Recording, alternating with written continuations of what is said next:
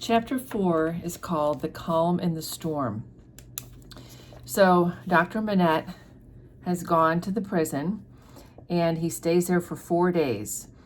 And it does say here that so much of what had happened in that dreadful time as could be kept from the knowledge of Lucy was so well concealed from her that not until long afterwards, when France and she were far apart, did she know that 1,100 defenseless prisoners of both sexes and all ages had been killed by the populace, that 4 days and nights had been darkened by this deed of horror, and that the air around her had been tainted by the slain. She only knew that there had been an attack upon the prisons, that all the political prisoners had been in danger, and that some of them had been dragged out by the crowd and murdered. So this actually is referring to an actual historical event. It was called the September Massacres, and this sort of is what set off the Reign of Terror. There's supposed to be a C there. You can catch what I'm trying to write. So none of this is told to Lucy because of course she would be traumatized, but Dr. Manette was literally in the prisons during this time. So he does talk to Mr. Lorry. The doctor does secretly tell Mr. Lorry that the crowd had taken him through a scene of carnage to the prison of La Force, that in the prison he had found a self-appointed tribunal, and the prisoners were being brought before this tribunal, and they were either being sent to be massacred or they were released. Sometimes they were sent back to their cells. Presented by the conductors to this tribunal, Dr. Manette is recognized as the prisoner of the Bastille, and they confirm that that is him, and it was actually Monsieur Defarge who tells the tribunal that Dr. Manette is somebody important to the revolutionary cause.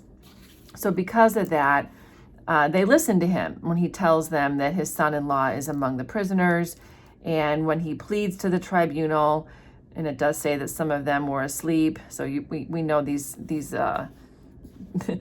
people who are running the prison are definitely not very pulled together. But that they actually do agree that they will protect him. And he almost is at the point within those 4 days of being released, Charles is, when all of a sudden the tide in his favor is met with some unexplained check, which the doctor doesn't really understand, and they decide that Charles Darnay needs to remain in prison. However, they promise Dr. Manette that he will be safe, that they will make sure Charles Darnay is not accidentally sent to his death. But Dr. Manette pleads to stay in the prison and make sure that Charles is safe. And so literally Dr. Manette just sleeps kind of inside the prison, like just right inside the main entrance, just so he can kind of make sure that everything is fine with Charles. And it does say that he remains in the Hall of Blood until the danger was over. So this would be like the main place where the tribunal is sitting. He even describes, Dr. Manette tells us to Mr. Lorry, that there was one prisoner who had been discharged. He was actually set free, but when he got out into the street, just somebody on the street, one of the revolutionaries, thrust a pike into him, so he got stabbed. And Dr. Manette, as a doctor, feels compelled to run outside and tend to the wound. So he goes out and he tends to this man's injury, and he finds him in the arms of a company of Samaritans, other people who care about him, about the man who's freed, because obviously he's not a traitor. They're sitting on the bodies of their victims. So this is a very just ironic situation. People are tenderly taking care of this man who's been freed and accidentally stabbed, and Dr. Manette helps them. And they treat him, this injured man, with the gentlest of solitude. They make him, or solicitude, they make him a little bed. They sort of, dress his wounds. They carefully remove him to a safe place. And then as soon as they're done taking care of him, they start, attacking people. So it just shows that, they are possessed with revenge. So Mr. Lorry when he hears about these scenes, is worried that Dr. Manette is going to have a relapse, that seeing all this violence, being in the prison, is going to make Dr. Manette remember his old, his own suffering. And it does say that Dr. Manette is now 62 years old. That could be a quiz question. And so he does talk to Dr. Manette about this. And Dr. Manette says that his suffering has brought him strength and power. He said, "It all tended to a good end, my friend. As my beloved child was helpful in restoring me to myself, I will be helpful now in restoring the dearest part of herself to her. By the aid of heaven, I will do it." And Mr. Lorry believes him. He can see that Dr. Manette is truly empowered by the status he has as a man who survived the Bastille, and as a healer, as a doctor. He uses his personal influence wisely.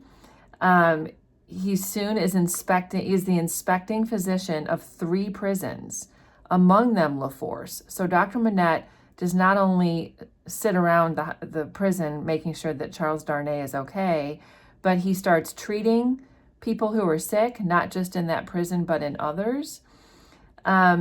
He assures Lucy that her husband is no longer confined alone, so he has not been kept in solitary confinement, but Charles is more in a general room with other prisoners. And if you remember how nice those other prisoners were when he first showed up, we can assume that Charles Darnay is living a bit more comfortable life in La Force.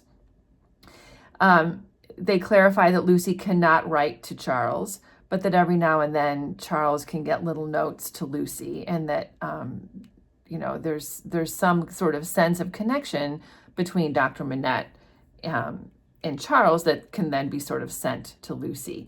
So it's very important here. This whole page, and I realize in your book, which might be smaller, it might be across 2 pages, Dr. Manette is changing. Through this trauma, he is changing. And so that means that he is a dynamic character. And a lot of times when we're writing papers, we want to focus on characters who change. And we want to think about what drives them to change. And in this situation, it's meaning and it's love, because he cares so much about Lucy. It says here, Dr. Manette became so far exalted by the change that he took the lead in direction and required them as the weak to trust him as the strong. The preceding relative position of himself and Lucy were reversed, yet only as the liveliest gratitude and affection could reverse them, for he could have had no pride but in the rendering some service to her who had rendered so much to him. So he's remembering how much Lucy did for him, and now he can return that favor. And Mr. Lorry thinks it's so curious to see, but it's also natural and right.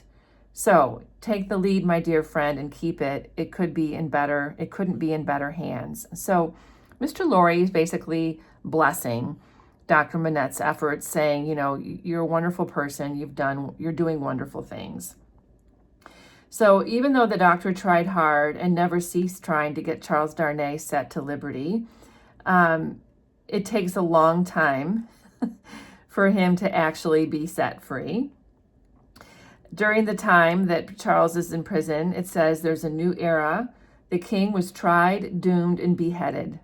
So the king has been killed. This is Louis XVI. The Republic of Liberty, Equality, Freedom, or Death declared for victory or death against the world in arms. The black flag waved night and day from the great towers of Notre Dame. 300,000 men summoned to rise against the tyrants of the earth rose from all the varying soils of France, as if the dragon's teeth had been sown broadcast and had yielded fruit equally on hill and plain, on rock and gravel and alluvial mud, under the bright sky of the south and under the clouds of the north. So this is a historical reference. When Louis XVI was beheaded, the rest of Europe was angry about this, because remember that kings were leading most of the countries in Europe. And so for a king to be killed threatened sort of the whole structure of the European continent, and other countries considered invading France. And there was friction along the border between France and their neighbors because of what was happening in their own country with their own revolution. And I'm sure just in the way that France in many ways was inspired by the Revolutionary War in the United States, I'm sure other countries in Europe were worried that this behavior in France might cross borders into other countries. And so there's definitely not only a lot of killing and instability in France itself, but there's also a problem with many of their neighbors.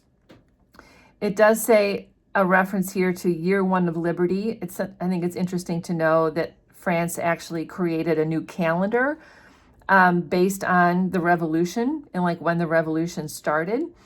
That's what this is referring to here. And then it says there was no pause, no pity, no peace, no interval of relenting rest, no measurement of time. It's just a nice example of alliteration. It creates momentum when you read sentences like this. It just shows like in the repetition of no, no, no, it just, this revolution is not ceasing. Now, breaking the unnatural silence of a whole city, the executioner showed the people the head of the king, and now the head of his fair wife, which had 8 weary months of imprisonment as a widow, turning gray. Marie Antoinette, 8 months after the king is killed, she too is beheaded. So I actually, when I visited Paris, I saw the cell that Marie Antoinette had been held in the Conciergerie, which is pretty creepy. So it references here that prisons are gorged with people who had committed no offense and could obtain no hearing. These things became the established order and the nature of appointed things, and seemed to be ancient usage before they were many weeks old. That meaning just like this seems like how it's always been, the way these people are imprisoned and how they're treated.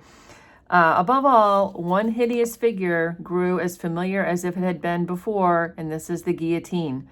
And what's interesting in this next paragraph, they talk about how people joked about the guillotine. They made like sort of verbal jokes about it, how it's the best cure for a headache, or it prevented the hair from turning gray, or it gave delicacy to the complexion, or it was the national razor. Who kissed the guillotine, looked through the little window, and sneezed into the sack. So all these could be quiz questions, I suppose. This is important too historically. It superseded the cross. Models of it were worn on breasts from which the cross was discarded. So people took off their crosses. This is referring to the anti-Catholicism that was going on at the time, because that would have been more tied to the royalty. And the new revolution is religion. You know, the religion is the revolution, basically. So people are wearing little guillotines around their necks like they would have worn a cross. There's reference here to 22 people, 21 living and 1 dead, who had their heads cut off one morning in as many minutes. This is a reference to an actual group of people. These were moderate party leaders that, I'm not sure if I'm pronouncing this right, but Girondins, I think maybe is how you would say that, or Girondins. I'm not really sure how you pronounce that. But this was an actual party that was a moderate party. And so they would have been advocating for not such gruesome, revolting, but some sort of like middle ground answer to the problems with the royalty. And they were also considered the enemy.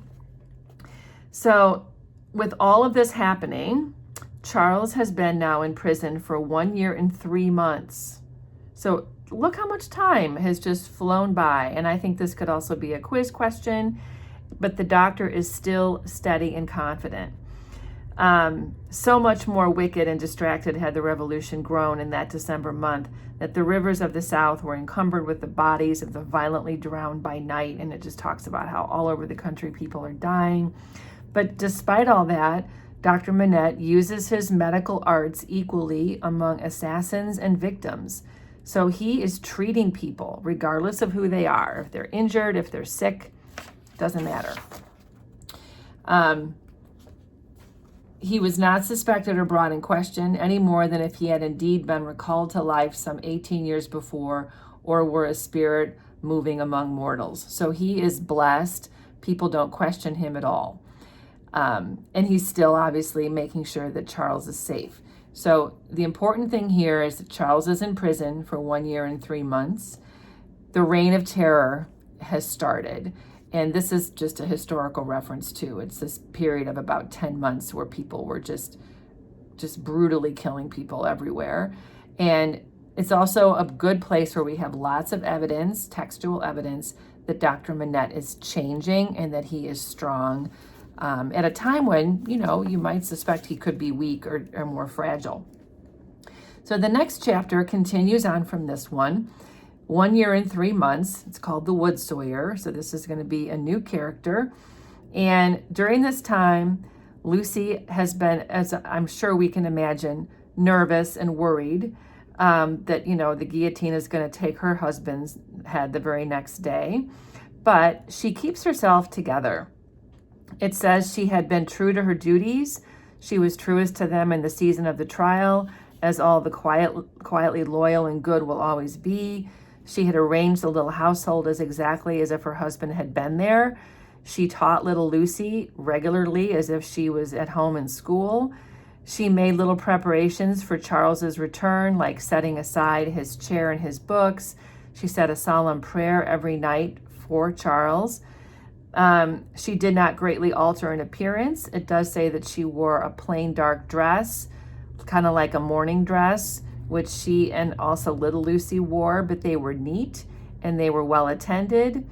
So she keeps herself pulled together. She lost her color, and the old and intent expression was a constant. So she's definitely worried and she's pale, but otherwise she remained very pretty. So she's keeping herself for him. And Dr. Manette keeps reassuring her, nothing can happen to Charles without my knowledge, and I know that I can save him. So over a year later, Dr. Manette is confident he can still save Charles. Then he tells Lucy that there is an upper window in the prison to which Charles can sometimes gain access at 3 p.m. When he can get to it, which depends on many uncertainties, he might see you in the street if you stood in a certain place. So Dr. Manette is going to take Lucy to a place where she could stand, and every now and then, if Charles happens to pass by that window, he could see her. He makes it really clear that it would be unsafe for Lucy to make any sign of recognition, like to look up at that window or to wave or anything. But Lucy's so excited, she says, "Oh, I will go there every day." And so from that moment on, in all weather, she goes to the spot outside the prison and she stands there for 2 hours. As the clock struck 2, she was there. And at 4 o'clock, she turned resignedly away. When it was not too wet or too cold, she took her little Lucy with her. It was a dark and dirty corner of a small winding street. The hovel of a cutter of wood into lengths for burning was the only house at that end.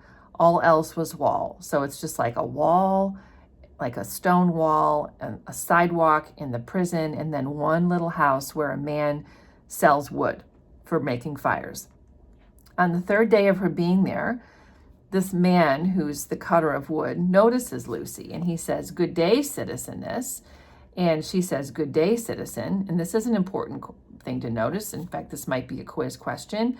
This mode of address was now prescribed by decree. So it was required that when you saw somebody, you must say, "Good day, citizen," "Good day, citizeness," to show that you are equal, that you are part of the revolution.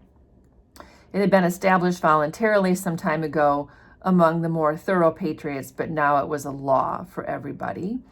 And the man who cuts the wood says, "Are you walking here again?" And this is kind of a sassy thing. "You see me, citizen. Clearly, I'm walking here again." And the wood sawyer, this is like the job title of someone who cuts wood, was a little man with a redundancy of gesture. He had once been a mender of roads. So remember the mender of roads.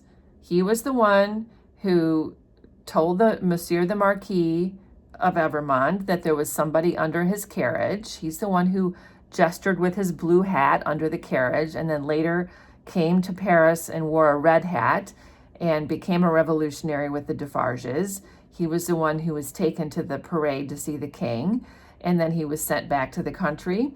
Well, now apparently he's back in Paris and he's selling wood. So that's who this character is. And every day he asks her the same question, "Are you here again?" And she says yes. And then he notices sometimes she has little Lucy, "Oh, a child too." And then he talks about his saw. And it's interesting. He does say, it's not my business. My work is my business. And so when he says it's not my business, he's referring to the fact that Lucy is coming every day and standing outside the prison. I'm sure he's figured out that she has somebody in that prison who she loves. And then he makes this really gross joke. He says, see my saw? I call it my little guillotine, la, la, la, and off his head comes. And the billet fell as he spoke, and he threw it into a basket. So as he cuts the wood into pieces for burning, he pretends he's cutting off heads like the guillotine. He says, I call myself the Samson of the firewood guillotine. And then he does it again. He says, tickle, tickle, pickle, pickle, he says to little Lucy. And off its head comes all the family. So he's doing this in front of a child, which is disgusting. So of course Lucy shuddered as he threw 2 more billets into his basket. But it was impossible to be there while the wood sawyer was at work and not be in his sight. So she can't avoid this man. So going forward to secure his goodwill, she always spoke to him first and often gave him drink money, which he readily received. So this is how she kind of buys his goodwill and maybe, encourages him not to be such a jerk when she comes. He's an inquisitive fellow. Sometimes when she had quite forgotten him, in gazing at the prison, in lifting her heart up to her husband, she would come to herself and find that he's looking at her. And then he would say, but it's not my business. So of course it's not, but he's putting it together. This is bold. After Lucy passed 2 hours of every day there, when she left, she kissed the prison wall. I don't know if I would have done that. Obviously that shows that someone she loves is in there. She does find out from Dr. Manette that Charles has seen her, 5 or 6 times, he would see her over the course of, a few weeks. And so it's worth it for her to do that. So finally, we're at December, and her father walked among the terrors with a steady hand. On a lightly snowing afternoon, she arrived at the usual corner. It was a day of some wild rejoicing and a festival. She had seen the houses as she came along, decorated with little pikes and with red caps stuck upon them and with tricolored ribbons, which is part of what the revolutionaries had on their hats. And then standard inscription that said, Republic, indivisible, liberty, etc. So people have decorated their homes, and there's going to be a parade. Even the wood sawyer has decorated his house. He's somehow managed to write death on the window. He has put his little saw in the window and written on it that it's his little guillotine. And then all of a sudden, Lucy hears all this noise, shouting and people moving and yelling. And a throng of people come around the corner, and the wood sawyer is there holding hands with the vengeance. And she figures there's like 500 people. And so this whole paragraph describes just this feverish procession of people singing and dancing. And it was called the Carmagnole. So this was a revolutionary parade that occurred at various times throughout the revolution. And Dr. Manette is standing with her when this happens. And she says, oh, my father, such a cruel, bad sight. It's scary to her. And Dr. Manette says, I know, I have seen it many times, but don't be frightened. Not one of them would harm you. And of course, probably that's partially because he's standing with her. And she says, I'm not frightened for myself, but when I think of my husband and the mercies of these people. And Dr. Manette says, we will set him above their mercies very soon. I left him climbing to the window, and I came to tell you, there is no one here to see. You may kiss your hand towards that highest shelving roof. So he's telling her where the window is and that he's going to be there, and that since there's no one around, she can blow a kiss to him. So this could be a quiz question. And she does that. She says, I send him my soul with it. And she can't see him in the window, but she knows he's there. And then all of a sudden, there's a footstep in the snow, which is very quiet. And it's Madame Defarge. Of course, it's Madame Defarge. I salute you, citizeness, says Dr. Manette. I salute you, citizen. This in passing, nothing more. Madame Defarge gone like a shadow over the white road. So she saw that. But then Dr. Manette says, that Lucy should not worry, that kiss was not in vain. Charles is summoned for tomorrow. For tomorrow. And Dr. Manette says, there's no time to lose. I am well prepared, but there are precautions to be taken. He will presently be summoned for tomorrow and removed to the conciergerie. I have timely information. You are not afraid. So the conciergerie is another prison. It's during that time period, it's where prisoners went before they had a trial.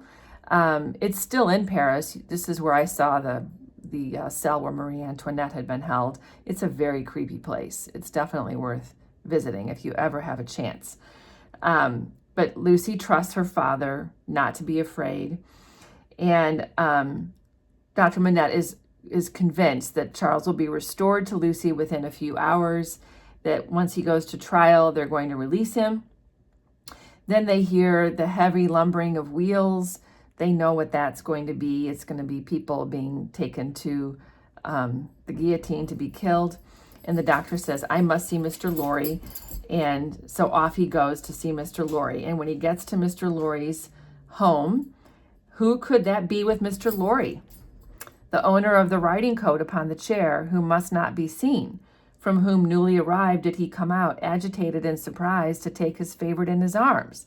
So there's somebody in Mr. Lorry's home. And this is Dickens leaving us hanging. He's not going to tell us in this chapter whose cloak is over the chair in Mr. Lorry's house. But Dr. Manette is here to talk to Mr. Lorry and to discuss what's going to happen, which is that Charles has been removed to the conciergerie and is going to be summoned for trial tomorrow. So the most important thing here, there are lots of things in this chapter that I think would be quiz questions, that Lucy sends a kiss up to Charles in the window, that there's a parade, a revolutionary parade, and Madame Defarge comes along afterwards and sees Lucy throw a kiss up there. The wood sawyer is the mender of roads, and he makes jokes about the guillotine. These are some of the important little details in chapter 5.